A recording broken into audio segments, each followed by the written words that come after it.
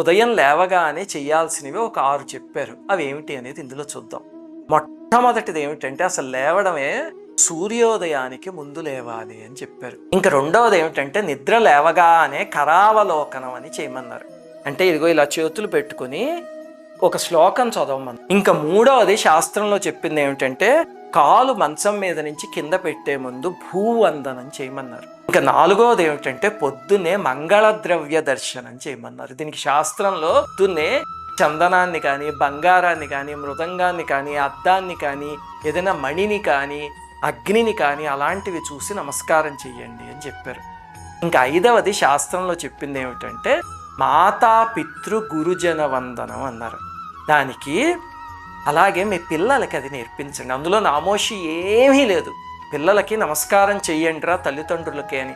అమ్మకి చేయమని నాన్న నేర్పించండి, నాన్నకి చేయమని అమ్మ నేర్పించాలి.